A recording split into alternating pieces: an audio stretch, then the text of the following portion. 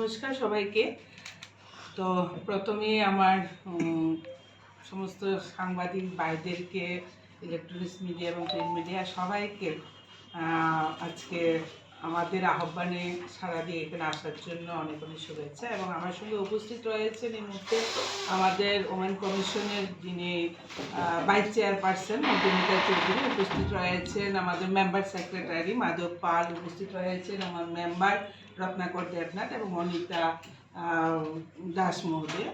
তো আজকে একটি বিশেষ গুরুত্বপূর্ণ বিষয় নিয়ে আপনাদের সঙ্গে আলোচনা, কারণ আমাদের মনে হলো যে আপনাদের মাধ্যমে এই বার্তাটুকু আমাদের সারা রাজ্যে পৌঁছাতে হবে এবং প্রান্তিক ওমেন পর্যন্ত পৌঁছাতে হবে, মানে এতটাই গুরুত্বপূর্ণ। তো প্রথম যে সংবাদটা আপনাদের কাছে আমি রাখবো সেটা হলো আগামী 8ই মার্চ আন্তর্জাতিক নারী দিবস। তো একদিনে সমস্ত কার্যক্রম করা সম্ভব হয় না, তার জন্য আগের দিন 7 তারিখ আমরা আগরতলা ডিএম অফিসে একটা হল আমাদেরকে প্রোভাইড করা হয়েছে, রুম একটা প্রোভাইড করা হয়েছে। ওই রুমে আমরা প্রি মেরিটাল কাউন্সিলিং সেন্টার উদ্বোধন করতে যাচ্ছি। তো প্রি মেরিটাল কাউন্সিলিং সেন্টার আমাদের চিন্তা ভাবনা রয়েছে 8টা ডিস্ট্রিক্টে ডিএম অফিসে সেই সেন্টারটা আমরা করে নেব ধীরে ধীরে, এবং আগরতলায় আমরা 7ই মার্চ আমরা সেটা উদ্বোধন করব। কারণ এই রাজ্যের মানে বিবাহের পর যে সমস্ত সমস্যা বর্তমান সময়ে দাঁড়িয়েও আমরা দেখতে পাচ্ছি, তো সেই জায়গাটা আমাদের এনসিডাব্লিউর ধারণাকে সামনে রেখে আমাদেরও মনে হয়েছে যে না, যদি আমরা বিবাহের পূর্বে যদি একটা কাউন্সিলিং করতে পারি ছেলে মেয়ে উভয়কে নিয়ে, তাহলে হয়তো তাদের বৈবাহিক জীবনটা একটু ভালো হবে বা তাদের মধ্যে যে সমস্যাটা সেই সমস্যাটা কিছুটা হলেও আমরা লাঘব করতে পারবো। তো তার জন্য এটা একটা ভালো উদ্যোগ, সেই বার্তাটা আপনাদের কাছে রাখতে চাইছি। 8ই মার্চ আন্তর্জাতিক নারী দিবস। এবার আমরা কোনো র্যালি বা অন্য কোনো প্রোগ্রাম বিশেষ একটা 8ই মার্চ আমরা রাখছি না, তবে আমাদের গুরুত্বপূর্ণ প্রোগ্রাম রাখছি যেটা নাকি 8 তারিখ থেকে শুরু করে 13 তারিখ আমাদের শেষ হবে। প্রত্যেকটা ডিস্ট্রিক্টে আমাদের জনশুনবাই কার্যক্রম হবে। এটা ফার্স্ট টাইম আমরা করতে যাচ্ছি। এবং 8 তারিখ আমরা সবই জানি যে 8ই মার্চ রবিবার, অলরেডি ক্লোজিং ডে, কিন্তু আমরা ওয়েস্টে ওই দিন আমাদের অফিসে 11টায় আমাদের জনশুনবাই কার্যক্রম থাকবে।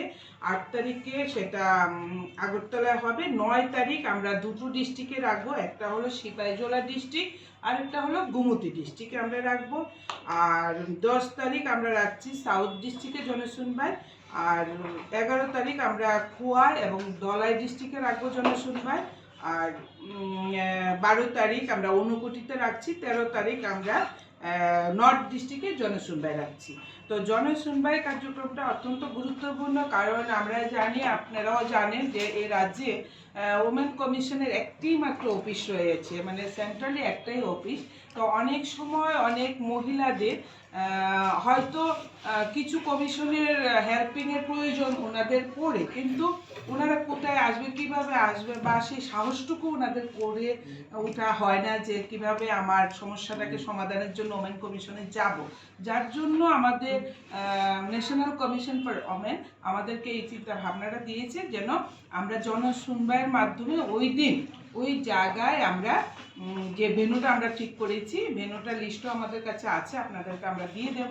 ওই ভেন্যু আমরা যেন প্রান্তিক ওমেনদেরকে কোনো সমস্যার জন্য ওই দিন আমরা ডাকতে পারি। এবং সেখানে আমাদের এই জনশুনবাইয়ে আমরা অলরেডি চিঠি পাঠিয়েছি প্রত্যেক ডিস্ট্রিক্টের ডিএমের কাছে এবং প্রত্যেক ডিস্ট্রিক্টের এসপির কাছে।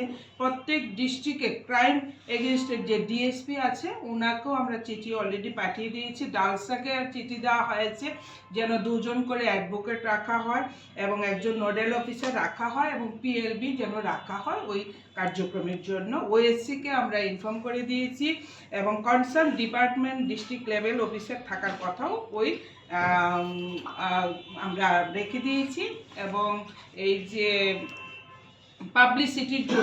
পাবলিসিটির জন্য অলরেডি আমরা ডিস্ট্রিক্ট ওয়াইজে যে ইয়ে আছে, টিআরএলএম গ্রুপ আছে, ওদের কাছেও আমরা মেসেজ দিয়েছি এবং ডিস্ট্রিক্টের যিনি জেলা সভাধিপতি আছেন ওনাকে আমরা চিঠি দিয়েছি যেন ওনার মারফতও প্রান্তিক মোমেন্ট পর্যন্ত সে বার্তাটুকু পৌঁছায়। তো আমরা মনে হচ্ছে যে আগামী দিন আমাদের কমিশন আরও বেশি মানুষের কাছে যেতে পারবে এবং বেশি পরিমাণ মহিলাদের কথা আমরা শুনতে পারবো এই কার্যক্রমের মাধ্যমে।